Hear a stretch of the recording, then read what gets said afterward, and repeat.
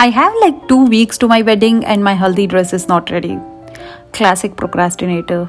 If being a procrastinator was a job, I would be a billionaire. But somehow I always end up doing it just before the event. Maybe that's the reason I always postpone.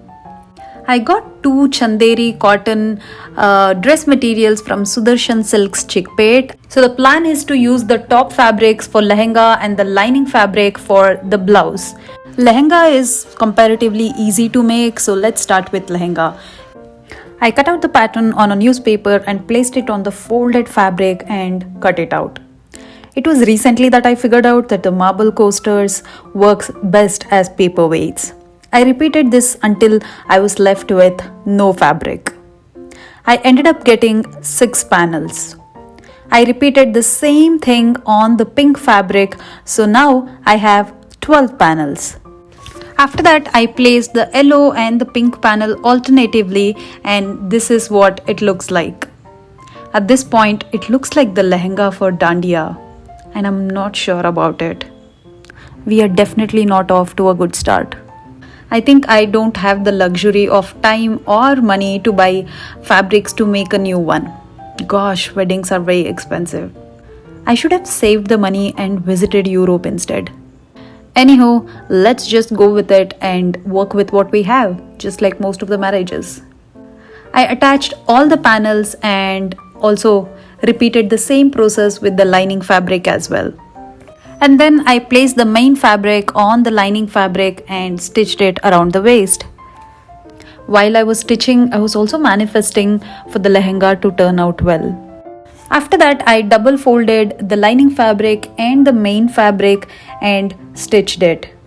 This is gonna take hours of sewing, and you might as well play some sitcom or listen to some music to keep you going. I was watching Two Broke Girls because it only made sense with the current situation. Also, Max is my spirit animal. Next, I folded it over on the wrong side and marked 10 inches from the top and 3/4 inch horizontally.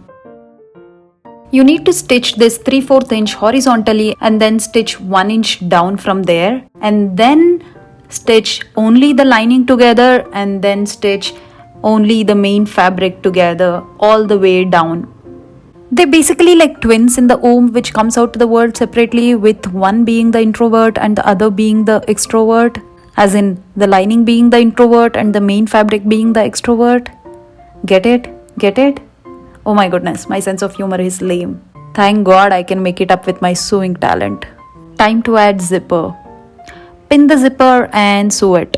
It's that straightforward. If you struggle with zipper like the old me, then I have a solution for you. Try till you get it right. There is no other way. Sorry to disappoint you if you were expecting me to give a shortcut to attach zipper. There is no shortcut to success. There is one, but for that you need to open the zipper. But we are not on OnlyFans, we are on YouTube. Look at that sweet success.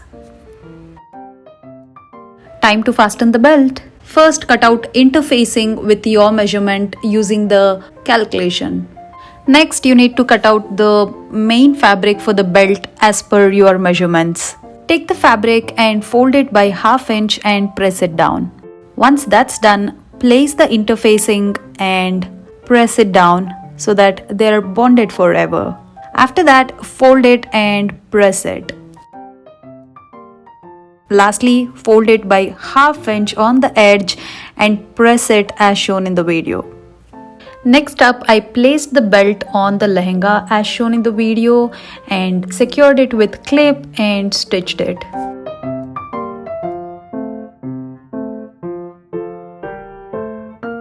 After that, I folded the belt again as shown in the video and did hand hemming.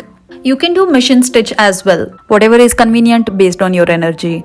Energy is everything, as one of my wise friend once said. I was feeling super pumped because of the 2 cups of coffee that I had, so I did hand hemming. And the last step is to add hook and eye. I did not record this. I mean, if you don't know how to sew hook and eye, then you're watching the wrong kind of video. But if you're here to support me, I love you. I felt like there was something missing. So I went to Chickpet and bought a border and slapped it on the lehenga to make it dressy. Adding border somehow elevates any outfit. An old trick that still works. As if that was not enough, I cut out a small strip from the border and added it on the waist. And just like that, after hours and hours of sewing and contemplating whether it's good or not, the lehenga is finally ready. Time to make blouse. First thing first, cut out the main fabric and lining fabric as per your measurements.